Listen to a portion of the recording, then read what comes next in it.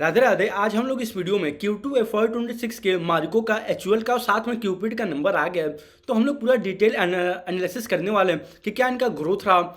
और हम लोग ये भी समझेंगे कि क्या आने वाले क्वार्टर में कंपनी कुछ बता रही है ग्रोथ होगा या फिर नहीं होगा। तो फिर चलिए अब हम लोग बिना देरी के इस वीडियो को स्टार्ट करते हैं। बस आप प्लीज़ एक बात का ध्यान रखिएगा, ये वीडियो कोई भी बाई और सेल रिकमेंडेशन बिल्कुल भी नहीं है। प्लीज़ आप लोग अपना रिसर्च वगैरह खुद कीजिएगा। ये सारे के सारे वीडियो बस एक एजुकेशनल पर्पज के लिए ही हैं। तो चलिए अब हम लोग बिना देरी के स्टार्ट करते हैं। सबसे पहले हम लोग बात करेंगे मारिको का। अगर आप मारिको का देखोगे ना तो इनका प्रोडक्ट लाइन वगैरह पैराशूट ऑयल हो गया, सफोला का ओट्स वगैरह हो गया, मतलब ये पूरा फुल एफएमसीजी प्लेयर है। इन द सेंस कि कहने का मतलब मेरा ये है, इनका प्रोटीन बार देख लो या फिर इनका परफ्यूम देख लो, हर एक चीज़ इनका अवेलेबल है मार्केट में। और इनका जो भी कस्टमर वगैरह होते हैं इसको ऑनलाइन भी खरीदते हैं। फिर एक मान के चलिए फ्लिपकार्ट, अमेजन, क्विक कॉमर्स, फिर कहीं भी नियर बाई शॉप वगैरह पे इन सब के प्रोडक्ट वगैरह अवेलेबल हैं आज के टाइम में। अगर आप इनका देखोगे ना तो इस बार का Q2 FY26 में टोटल ओवरऑल 30% से रेवेन्यू ग्रो हुआ। और प्रॉफिट वगैरह अगर आप बात करोगे ना तो प्रॉफिट हल्का सा इन लोग का डी ग्रोथ हो गया, यानी कि कंपनी का प्रॉफिट 1% से नीचे आया हुआ है। ये रीजन क्या है इसका? अगर आप देखोगे कंपनी का इबिट्टा मार्जिन वे इस क्वार्टर में 16% का इबिट्टा मार्जिन रहा। अगर आप यही लास्ट ईयर के सेम क्वार्टर में देखोगे तो वहाँ पे इन लोग का इबिट्टा मार्जिन 20% के अराउंड था। और अगर आप Q1 FY26 में देखोगे तो वहाँ पे भी कंपनी के लिए इबिट्टा मार्जिन 20% के अराउंड रहा। और यही सेम चीज़ लास्ट ईयर के सेम क्वार्टर में 24% था। यानी कि कई सारे क्वार्टरों से मान के चलिए कंपनी के लिए इबिट्टा मार्जिन नीचे की तरफ आ रहा है। जबकि किसी भी कंपनी का बेटर सिनारियो तब होता है या तो उसका इबिट्टा मार्जिन ऊपर की तरफ जा रहा हो यानी इंप्रूव हो रहा है, या फिर वो इबिट्टा मार्जिन स्टेबल रहे। लेकिन फिलहाल के लिए अगर आप मालिको का देखोगे इसका अपोजिट हो रहा है। मेरे कहने का मतलब ये है, आप खुद देखो इबिट्टा मार्जिन जो 20% था Q2 में लास्ट ईयर के सेम क्वार्टर में, इस क्वार्टर में हार्डली 16% के अराउंड है। यानी कि इनका इबिट्टा मार्जिन नीचे आया है, डी ग्रोथ हुआ है। लेकिन वही है, कंपनी अपने इस बार के कॉन कॉल में बार बार बता रही थी कि हम लोग आने वाले क्वार्टर्स से हम लोग का ओवरऑल इबिट्टा ग्रोथ वगैरह डबल डिजिट में रहने वाला है, ग्रोथ होगा। तो मे भी अब हो सके तो इन लोग का इबिट्टा एक तरीके से क्या पता मेंटेन रहे या फिर थोड़ा बहुत इंप्रूव हो। अब वही है, आपको हर एक कंपनी को हर एक क्वार्टर में ट्रैक करना पड़ेगा, तब आपको और बेटर अंडरस्टैंडिंग मिल पाएगा कि बिजनेस किस डायरेक्शन में जा रहा है। और फिलहाल के लिए अगर आप कंपनी का कॉन कॉल भी रीड आउट करोगे तो हाँ, कंपनी अपना गाइडेंस दे रही है कि हम लोग बड़े आराम से FY26 में 25% से ग्रो कर लेंगे ओवरऑल। और कंपनी ने इस क्वार्टर में ग्रो किस रेट से किया? 30%। यानी कि कंपनी एक तरीके से ये जो ग्रोथ मोमेंटम है ना ये तो कंटिन्यू रखेगा। लेकिन मान लो कोई कंपनी अगर अपना ग्रोथ अच्छे रेट पर दिखा रही है, अगर वो पैट में कन्वर्ट नहीं हो रहा है, at the end of the day matter यही करता है कि प्रॉफिट वगैरह भी कितना ऊपर गया है साथ में टॉप लाइन ग्रोथ के। अगर कोई कंपनी अपना बस टॉप लाइन को 50-60% दिखाती जा रही है और उसका बॉटम लाइन प्रॉफिट में कन्वर्ट नहीं हो रहा है, या फिर एक तरीके मान के चलिए लॉस में हो रहा है, या फिर उनका मार्जिन नीचे आ रहा है, तो फिर वहाँ पे प्रॉब्लम क्रिएट हो सकता है। क्योंकि वे कोई वैल्यू नहीं क्रिएट होगा किसी भी इन्वेस्टर के लिए। सबसे बेस्ट सिनारियो वे होता है किसी कंपनी के लिए, अगर वे कंपनी लास्ट कई सारे क्वार्टरों से कई सारे सालों से अगर प्रॉफिटेबल है तो फिर उस कंपनी का कम से कम टॉप लाइन ग्रोथ अच्छा रहा हो, पहला ये हो गया, इबिट्टा मार्जिन मेंटेन रहे या इंप्रूव हो रहा हो, फिर साथ में प्रॉफिट भी ऊपर जा रहा हो जैसे उसका टॉप लाइन ऊपर जा रहा है, फिर साथ में अर्निंग पर शेयर भी ऊपर की तरफ जा रहा हो ना कि नीचे की तरफ आ रहा हो। तो फिर फिलहाल के लिए अगर आप देखोगे मारिको के लिए नो डाउट इनका बिजनेस तो बहुत ही बेटर है। बट वही है, जो 30% से ग्रोथ तो हो रहा है, कंपनी गाइडेंस भी दे रही है हम लोग 25% से ग्रो करेंगे, और साथ में लॉन्ग टर्म का भी गाइडेंस दे रखा है कि हम लोग ओवरऑल FY30 के पहले पहले 20,000 करोड़ का अपना टॉप लाइन कर लेंगे। यानी कि ये 18 से 20% का CAGR आई थिंक बनेगा। प्लीज़ आप लोग इसको रीवेरीफाई रीचेक करिएगा एक बार। तो मुझे जहाँ तक लगता है ना, कंपनी नो डाउट ये जो ग्रोथ मोमेंटम है टॉप लाइन का इसी के अराउंड ग्रो करेगी। लेकिन वही है, अगर इनका इबिट्टा मार्जिन इंप्रूव नहीं होगा या फिर मेंटेन नहीं होगा तो फिर वे पैट में कन्वर्ट नहीं होगा, और फिर उसके बाद कोई ग्रोथ नहीं मिलेगा EPS में भी। तो फिर उसकी वजह से मे भी किसी भी इन्वेस्टर के लिए उतना कुछ वैल्यू क्रिएट करना थोड़ा इम्पॉसिबल हो जाएगा। लेकिन ये है, मार्को अपना बिजनेस थोड़ा और एक्सपेंड कर रहा है और नए नए वर्टिकल भी देख रहा है, बहुत सारी कंपनी का एक्विजिशंस भी कर रहा है। अब वही देखते हैं कि आने वाले क्वार्टर्स में क्या इनका ग्रोथ आता है। वैसे तो कंपनी ने बता ही दिया है कि हमारा 25% से टॉप लाइन ग्रोथ होने वाला है, और और इनका इबिट्टा भी मान के चलिए H2 से यानी Q3 Q4 से डबल डिजिट के ग्रोथ में आएगा। तो अब वही है, आपको हर एक कंपनी को हर एक क्वार्टर में ट्रैक करना पड़ेगा, तब आपको और बेटर अंडरस्टैंडिंग मिल पाएगा कि क्या ये ग्रोथ आएगा या ग्रोथ नहीं आएगा जो कंपनी बता रही है अपने कॉन कॉल में। तो फिर सबसे बेस्ट यही होता है, अगर आप किसी कंपनी का कॉन कॉल पढ़ रहे हो तो फिर आप अगले क्वार्टर का वेट करो, देखो कि कंपनी जो बता रही थी अपने कॉन कॉल में क्या उसी हिसाब से ग्रो कर रही है या फिर नहीं कर रही है। अगर मान लो कंपनी जो अपने कॉन कॉल में बता रखी है अगर उसके हिसाब से जा रही है तब तो ठीक है, कोई दिक्कत नहीं है। लेकिन अगर मान लो कंपनी ने कुछ बताया और उसके अकॉर्डिंग नहीं गया तो फिर मे भी वहाँ थोड़ा सा प्रॉब्लम या फिर थोड़ा सा निगेटिव हो सकता है। फिर आप उसके कॉन कॉल में उस बार के क्वार्टर में कॉन कॉल में रीड आउट करो, सुनो, देखो कि फिर उसका मैनेजमेंट क्या बता रहा है अपने बिजनेस को लेके। तो फिर फिलहाल के लिए इनका 30% का टॉप लाइन ग्रोथ हुआ है और प्रॉफिट 1% से नीचे आ गया है। कंपनी का गाइडेंस है कि हम लोग 25% से ग्रो करेंगे और हमारा इबिट्टा ग्रोथ H2 में आराम से डबल डिजिट में हो जाएगा। और एक मान के चलिए इनका ग्रोथ मोमेंटम ये जो 25% वाला है ना, इसी के आसपास ही में भी FY27 वगैरह में भी अवेलेबल रहे। अगर थोड़ा सा और मैं बात कर लूँ, इनका बिट्टा मार्जिन में थोड़ा सा ये डिग्रो क्यों हो रहा है, एक तो कंपटीशन बढ़ गया है, फिर साथ में प्राइजिंग प्रेशर आ रहा है कंपटीशन की वजह से, फिर उसके साथ में जो अभी रिसेंट में GST का रेट कट डाउन हुआ है ना, इन लोग का जो पैकेजिंग लाइन है FMCG वालों का, तो वहाँ पे थोड़ा सा प्रॉब्लम क्रिएट हो गया क्योंकि जो भी GST का रेट कट हुआ है ना, ये सारे के सारे बेनिफिट एंड कस्टमर तक पहुँचाने हैं सारी कंपनियों को। तो फिर उसकी वजह से भी इन लोग को पैकेजिंग लाइन वगैरह एक तरीके से फिर से नया पैकेजिंग करना पड़ेगा। तो उसके वजह से भी इन लोग को थोड़ा सा प्रॉब्लम क्रिएट हो रहा है, इनके मार्जिन वगैरह में थोड़ा प्रेशर आ रहा है। तो अब ये तो मान लीजिए वन टाइम हो गया, अब आने वाले क्वार्टर में वही देखना है कि कंपनी अपने मार्जिन वगैरह को कैसे स्टेबल रखती है कैसे स्टेबल नहीं रखती है। तो आई थिंक मारिको का मैंने सब कुछ बात कर लिया है। आप प्लीज़ एक बार जाके इनका कॉन कॉल जरूर रीड आउट करिएगा ताकि आपको और बेटर अंडरस्टैंडिंग मिल पाए इस बिजनेस के बारे में। तो चलिए अब हम लोग नेक्स्ट कंपनी एचयूएल का बात कर लेते हैं। 1 सेकेंड। अगर आप एचयूएल का देखोगे ना तो इनका एक तरीके से 2% से रेवेन्यू ग्रो हुआ है इस क्वार्टर में Q2 FY26 में। और प्रॉफिट वगैरह देखोगे तो 2% से प्रॉफिट इनका नीचे आ गया। और अगर एचयूएल का आप लास्ट क्वार्टर भी जाके देखोगे तो वहाँ पे हार्डली कंपनी ने मतलब 5% से हार्डली अपना रेवेन्यू ग्रो किया है। और अगर आप लास्ट कई सारे क्वार्टरों में जाके कंपनी का ग्रोथ रेट चेक करोगे ना तो वहाँ पे कंपनी मान के चलिए सिंगल डिजिट में 1 सेकेंड, सॉरी वीडियो ऑफ हो गया, सॉरी। हाँ, कंपनी मतलब लास्ट कई सारे क्वार्टरों में सिंगल डिजिट से ग्रो कर रही है, मतलब कोई ग्रोथ का नामो निशान नहीं है इनके बिजनेस में। आप इस क्वार्टर में देख लो 2% का ग्रोथ है, आप Q1 FY26 में देख लो 5% का ग्रोथ है, आप लास्ट 5 से 8 क्वार्टर देख लो जाके ईयर ऑन ईयर लेवल पे या तो 2% ग्रोथ है या तो डी ग्रोथ है या तो 4% ग्रोथ है, इसी के अराउंड ही है। मतलब सिंगल डिजिट में कंपनी अभी फिलहाल अपना ऑपरेट कर रही है, कोई ग्रोथ नहीं दिखा पा रही है। और अगर आप देखोगे फिलहाल के लिए हमारे भारत देश में ना नॉमिनल GDP भी ना मान के चलिए 12 से 13% के अराउंड है। लेकिन अगर कोई कंपनी उससे ज़्यादा ग्रो नहीं करेगी तो फिर कोई भी वैल्यू नहीं क्रिएट होगा किसी भी पर्टिकुलर इन्वेस्टर के लिए, क्योंकि आप मार्केट में आए हो रिस्क ले रहे हो तो फिर जाहिर सी बात है कम से कम कंपनी अच्छे रेट पे ग्रो तो करे। लेकिन फिलहाल के लिए एचयूएल में बिल्कुल ना के बराबर ग्रोथ हो पा रहा है उनके टॉप लाइन में, उनके बॉटम लाइन में, उनका इबिट्टा में।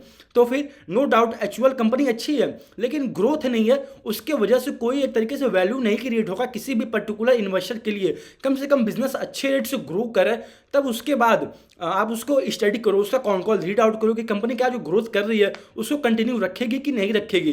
तो फिलहाल के लिए एचयूएल का बिजनेस मतलब कोई अट्रैक्टिव नहीं है किसी भी इन्वेस्टर के लिए, मुझे जहाँ तक लगता है। तो फिर अब हम लोग नेक्स्ट कंपनी के बारे में बात कर लेते हैं क्यूपिड का। अगर आप क्यूपिड का देखोगे तो मतलब क्या नंबर इन्होंने दिखाया है, सॉरी इनका अगर आप इनका नंबर देखोगे ना इस बार के Q2 में 1 सेकेंड, अगर आप Q2 में देखोगे इन्होंने 90% से अपने ईयर ऑन ईयर लेवल पर रेवेन्यू उनका ग्रो हुआ है और साथ में प्रॉफिट आप खुद देख लो 140%, यानी कि मान लीजिए 150% से प्रॉफिट इनका इंक्रीज हुआ है। और अगर आप मारिको से देखोगे तो मारिको का 23% का रेवेन्यू ग्रो हुआ और साथ में उनका मार्जिन नीचे आ गया। लेकिन आप इनका देखोगे तो इनका इबिट्टा मार्जिन इंप्रूव हो रहा है। आप खुद देख लो यहाँ पे इन लोग का 34% का मार्जिन है इस बार के क्वार्टर में। ईयर ऑन ईयर आप चाहे ईयर ऑन ईयर लेवल पे कंपेयर कर लो या फिर आप क्वार्टर ऑन क्वार्टर पे कंपेयर कर लो, दोनों सिनारियों में क्यूपिड के लिए मार्जिन इंप्रूव होते हुए हमें दिखा है, प्रॉफिट मार्जिन भी और साथ में इबिट्टा मार्जिन भी। तो हमको ऐसे ही बिजनेसेस स्टडी करने चाहिए जिसका इबिट्टा मार्जिन इंप्रूव हो रहा हो, साथ में प्रॉफिट मार्जिन भी इंप्रूव हो रहा हो और साथ में टॉप लाइन ग्रोथ भी आ रहा हो। तो क्यूपिड का अगर आप देखोगे तो 90% का टॉप लाइन ग्रोथ हुआ और नेट प्रॉफिट भी 150% का अराउंड Q2 FY26 में ईयर ऑन ईयर लेवल पे ग्रो हुआ। अगर हम बात करें H1 में कि कंपनी ने H1 FY26 में किस रेट से ग्रो किया है, तो आप देखोगे इनका 70% से रेवेन्यू ग्रो हुआ और प्रॉफिट भी 110% के अराउंड, यानी कि इनका नेट प्रॉफिट भी 110% प्लस ग्रो हुआ है इस बार के H1 में लास्ट ईयर के सेम H1 से। तो अगर आप यहाँ पे देखोगे ना, कंपनी यहाँ पे अपना मीडिया रिलीज में बता रहा है कि हमारा FY26 में टॉप लाइन टोटल गाइडेंस जो है 335 करोड़ का है और हम लोग प्रॉफिट टोटल प्योर प्रॉफिट जो नेट प्रॉफिट है ना, हम लोग एक तरीके से 100 करोड़ का अपना प्रॉफिट अचीव कर लेंगे फॉर द FY26। अब हम लोग थोड़ा सा बात करें कि क्या ये ग्रोथ इंजन बनता है। अगर आप जाके देखोगे FY25 में वहां पे कंपनी का हार्डली 180 करोड़ का ओवरऑल रेवेन्यू था, लेकिन कंपनी गाइडेंस कितना दे रही है कि हम लोग बड़े आराम से 335 करोड़ का उससे ज़्यादा ही करेंगे। आप यहाँ पे अगर देखोगे ना तो कंपनी अपना जो बता रही है हम इससे ज़्यादा भी कर सकते हैं, अभी फिलहाल के लिए 335 करोड़ बता रही है, यानी कि ये 83% प्लस ग्रोथ रेट बन रहा है फॉर द FY26 के लिए। और कंपनी साथ में ये भी बता दिया कि हमारा 100 करोड़ का प्रॉफिट रहेगा। अगर हम इसके बेसिस पे फॉरवर्ड पी निकालना कंपनी का क्यूपिड का, तो आप देखोगे इनका फॉरवर्ड पी आई थिंक 84 के अराउंड आएगा। और फॉरवर्ड पी निकालने का किसी भी बिजनेस का सबसे सिंपल रूल है, जो भी करंट मार्केट कैप हो कंपनी का डिवाइड बाई जो भी एस्टिमेटेड प्रॉफिट आएगा for the full financial year, आप उससे डिवाइड कर दो तो कंपनी का I think current market cap 8,400 crore होगा। और कंपनी बता रही है हम लोग नेट प्रॉफिट FY26 में 100 करोड़ कर लेंगे, तो आप 8,400 करोड़ को 100 से यानी डिवाइड कर दो, तो आप देखोगे 84 का इन लोग का पूरा आएगा फॉरवर्ड पी फॉर FY26 के लिए। और कंपनी जो बता रही है ना हम 100 करोड़ से ज़्यादा करेंगे, ये आप खुद देखो net profit of over 100 crore for this year, ये 100 करोड़ से ज़्यादा होगा। मैं तो 100 करोड़ बस बता रहा हूँ आपको, ठीक है। और साथ में ये 335 को जो टॉप लाइन है ये कंपनी इससे ज़्यादा करेगी, जो खुद यहाँ पे मेंशन कर रखी है। लेकिन कंपनी मिनिमम बता रही है हम 335 करोड़ का टॉप लाइन करेंगे, 100 करोड़ का प्रॉफिट करेंगे। अगर हम थोड़ा सा कंपनी का बिजनेस मॉडल देखें, ये लोग पहले एक तरीके से प्रोटेक्शन साइड में थे और ये अगर आप यहाँ पे देखोगे ना तो ये मैन्युफैक्चरिंग प्लांट भी अपना बैठा रहे हैं। अगर ये लोग एक अपना बनाते थे सामान वगैरह, तो अब उसको मान लो आप लोग 2.5x बनेगा, यानी कि कैपेसिटी 2.5x से इंक्रीज हो रहा है। और ये मैन्युफैक्चरिंग प्लांट इनका FY27 तक लाइव हो जाएगा, यानी कि FY26 चल रहा है और FY26 में भी Q3 और Q4 आने वाला है, और यानी कि 6 महीने बाद इन लोग का FY27 ऑन हो जाएगा। और उसी समय इन लोग का ये जो ऑनगोइंग कैपेसिटी एक्सपेंशन है ये लाइव हो जाएगा, यानी कि कंपनी मान के चलिए ग्रोथ मोमेंटम जो है ना कंपनी का में भी हाई चांस है कि ये कंटिन्यू रहे आने वाले सालों में भी। अगर आप देखोगे क्यूपिड का, ये पहले किसी और प्रमोटर के पास था कंपनी, उसने क्या किया, ये जो नए प्रमोटर आए हुए हैं इनको सेल ऑफ कर दिया। अब ये जो नए प्रमोटर आए हैं कंपनी में, वे एक तरीके से पूरा बुलिश हैं। अपना जो क्यूपिड में इन्होंने क्या किया, FMCG का भी और सामान वगैरह इंट्रोड्यूस कर दिया, साथ में तो उनका है ही। फिर उसके बाद इन्होंने FMCG में आप देखोगे ऑयल हो गया, परफ्यूम हो गया, बॉडी स्प्रे हो गया, ये सब चीज़ें B2B में B2C में ये पूरा एक तरीके से वेंचर कर रहे हैं। यानी कि पहले तो उनका बस एक ही डिवीजन था, वे था प्रोटेक्शन साइड में, लेकिन अब साथ में पूरा FMCG में पूरा अपना वेंचर आउट कर रहे हैं। जैसे मारिको का आप देख रहे हो ना प्रोडक्ट लाइन वगैरह, ऑयल हो गया, परफ्यूम हो गया, सोप हो गया, हर एक चीज़। ऐसे ये भी लोग ट्राई कर रहे हैं कि हम लोग अपना प्रेजेंस बढ़ाएं, मार्केट को कैप्चर करें। और साथ में अब तो GST का रेट कट भी हो गया, तो अब मे भी हो सके तो कंज्यूमर का डिमांड वापस आए, बैक टू नॉर्मल हो जाए, तो फिर हो सके तो इन लोग को ज़्यादा अगर ये मार्केट शेयर गेन करते हैं तो फिर मान के चलिए इन लोग का प्रॉफिट ग्रोथ वगैरह भी इंक्रीज होगा, साथ में टॉप लाइन भी इंक्रीज होगा। और फिलहाल के लिए आप अगर देखोगे इनका प्राइस टू सेल्स और फॉरवर्ड भी तो थोड़ा हाई लगेगा, लेकिन आप एक चीज़ तो देखो, कंपनी ये जो है पूरा FMCG में वेंचर कर रही है और साथ में अभी तो पूरा मार्केट इनके लिए खुला हुआ है। अभी इन्होंने मतलब जो इनका ऑयल है, फेस वॉश है, सोप वगैरह है, परफ्यूम वगैरह है, बॉडी स्प्रे है, ये सब अभी मतलब उतने उस लेवल पे अभी मार्केट में उपलब्ध नहीं है, लेकिन अभी लोग धीरे धीरे ट्राई कर रहे हैं उसको पूरा वेंचर करने के लिए। अब जैसे ही मान लो सारा इन लोग का प्रोडक्ट वगैरह B2B में B2C में हर जगह आ जाएगा, तो उसके बाद आप समझ रहे हो कि क्या ग्रोथ अपॉर्चुनिटी है इस कंपनी के पास। अगर इन्होंने जो ये अपना लाइन बैठा रहे हैं, अगर वे एकदम सही तरीके से हो गया तो फिर मान के चलिए, मुझे जहाँ तक लगता है ये ग्रोथ मोमेंटम कंटिन्यू होना चाहिए 2-3 सालों के लिए। अब वही है, हमको हर एक क्वार्टर में हर एक कंपनी को ट्रैक करना पड़ेगा। बिना ट्रैक किए कंपनी हम लोग नहीं जान पाएंगे कि कंपनी किस रेट से ग्रो कर रही है और जो कंपनी अपना गाइडेंस दे रही है क्या उसके आसपास भी है या फिर नहीं है। तो फिलहाल के लिए अगर हम इस वीडियो को एंड करते हुए बात करें तो आप देखोगे ये सारी कंपनी है मारिको एचयूएल। मारिको का अगर आप देखोगे तो 30% का ग्रोथ है, 25% का गाइडेंस है, लेकिन उसका EBITDA मार्जिन नीचे की तरफ आ रहा है। कंपनी बता रहा है कि हम लोग फर्दर आने वाले क्वार्टर्स में डबल डिजिट EBITDA ग्रोथ देखेंगे, लेकिन होगा या नहीं होगा अब तो भी आने वाले क्वार्टर में पता चलेगा। दूसरा कंपनी है एचयूएल, 2-3% का हार्डली उनका टॉप लाइन ग्रोथ है, वो भी लास्ट कई सारे क्वार्टरों से। और एक और कंपनी है क्यूपिड, इनका मेन बिजनेस है प्रोटेक्शन में, अपना उसका ये लोग साथ में कैपेसिटी भी उसको बढ़ा रहे हैं, 2.5x कर रहे हैं। तो फिर और साथ में इन्होंने अपना FMCG में और भी लाइन वगैरह बैठा रहे हैं, मैन्युफैक्चरिंग प्लांट बैठा रहे हैं, B2B में फोकस कर रहे हैं, B2C में फोकस कर रहे हैं, और साथ में इन्होंने इस क्वार्टर में 90% से ग्रोथ भी दिया। और इनका प्रॉफिट भी आप देखोगे तो 140% के अराउंड ग्रो हुआ ईयर ऑन ईयर लेवल पे। कंपनी एडवांस में बता के रख दिया कि हम 335 करोड़ का टॉप लाइन करेंगे, 100 करोड़ का प्रॉफिट करेंगे फॉर द FY26, और हमारा FY27 में भी मोमेंटम कंटिन्यू रहे। और साथ में अगर आप यहाँ पे कमेंट्री पढ़ोगे ना तो कंपनी बता रही है हमेशा H2 हाई होता है as compare to the H1। लेकिन अब वही है, अब आपका ये ड्यूटी बनता है, अगर आपको बिजनेस मॉडल किसी भी कंपनी का समझ में आ रहा है तो आप उसको हर एक क्वार्टर में ट्रैक करो, उसका इन्वेस्टर प्रेजेंटेशन रीड आउट करो, उसका कॉन कॉल पढ़ो। अगर कंपनी कॉन कॉल करती है तो पढ़ो, अगर नहीं करती है तो फिर आप उसके बिजनेस को ट्रैक करो, अदर पीयर ग्रुप से कंपेयर करो, तब आपको और बेटर अंडरस्टैंडिंग मिल पाएगा कि बिजनेस किस डायरेक्शन में जा रहा है, किस डायरेक्शन में नहीं जा रहा है। तो फिलहाल के लिए अगर आप बस ये देख रहे हो प्राइस टू सेल्स हाई है या फिर फॉरवर्ड भी थोड़ा हाई लग रहा है, लेकिन आप ये भी तो देखो पूरे FMCG साइड में मुझे जहाँ तक अभी तक मैंने अपना रिसर्च किया, मुझे सबसे हाई ग्रोइंग कंपनी फिलहाल के लिए इस क्वार्टर में यही लग रहा है। इसका गाइडेंस भी सबसे अच्छा है। अब वही है, ये कब तक अच्छा रहेगा हमको भी नहीं पता, क्या पता आने वाले क्वार्टर में Q3 में पूरा खराब हो जाए, क्या पता जो कंपनी अभी 90% से ग्रो कर रही है, जिसका गाइडेंस है कि हम लोग 83% से मिनिमम ग्रो करेंगे फॉर द FY26 के लिए, अगर मान लो यही आने वाले Q3 Q4 में डिग्रो करने लगा, तब जाहिर सी बात है जो हमें अच्छा लग रहा है खराब हो जाएगा। तब हमें कैसे पता चलेगा? आपको तभी पता चल पाएगा जब आप पूरा मार्केट में एक्टिव हो, आप हर एक कंपनी को हर एक क्वार्टर में ट्रैक कर रहे हो, उसका पीयर टू पीयर कंपेयर कर रहे हो, तब आपको और बेटर अंडरस्टैंडिंग मिल पाएगा किसी भी पर्टिकुलर बिजनेस के बारे में। तो फिर अगर हम लोग इस वीडियो को एंड करें तो आप देखोगे क्यूपिड का 83% का ग्रोथ है, फॉरवर्ड भी 84 आ रहा है। कंपनी का ग्रोथ कितना है? 83% का गाइडेंस है और फॉरवर्ड भी 84 है, यानी कि एक तरीके से जो इनका ग्रोथ रेट है ना वे पी के आसपास ही है।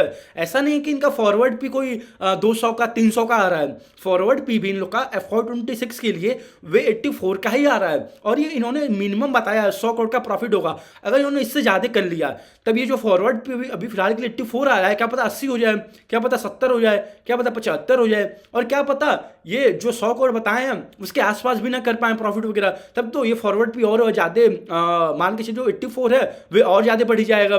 लेकिन वो ये सारा सिनारियो तब प्ले आउट होगा जब कंपनी जो बता रही है उसके हिसाब से जाएगी और जो कंपनी बता रखी है उसके हिसाब से परफॉर्म करेगी और अपना गाइडेंस वगैरह आने वाले क्वार्टर्स में बढ़ाए, और ऐसा ना हो कि अपने गाइडेंस को रिड्यूस करने लगे। अगर ऐसा कुछ होता है ना तो फिर वे सबसे बुरा कंडीशन होता है किसी भी पर्टिकुलर बिजनेस के लिए। तो फिलहाल के लिए अब देखते हैं, नया प्रमोटर आ गया है, अब ये लोग क्या करते हैं क्या नहीं करते हैं। वैसे तो जब से ये लोग आए हैं तब से तो मतलब पूरा धूम धड़ाका मचा के ही रखे हैं। अब खुद ही जाके देख लेना लास्ट 3-4 क्वार्टरों से और उसको आप कंपेयर करना लास्ट फ्यू क्वार्टर से। जब आप देखोगे ना, जब इनका पुराना प्रमोटर था क्यूपिड में तो वहाँ पे हार्डली 10-5% का ग्रोथ होता था, लेकिन जब से इन्होंने लिया है इस बिजनेस को, जब से इन्होंने स्टेक ले लिया है क्यूपिड में, तब से आप देखोगे एक तरीके मान के चलिए वही 40% 50%, और इस क्वार्टर में तो 90%, और ग्रोथ गाइडेंस 83%। मतलब जो कंपनी 5-10% से ग्रो करती थी उसका ग्रोथ इंजन 90% हो गया और गाइडेंस भी 83% है।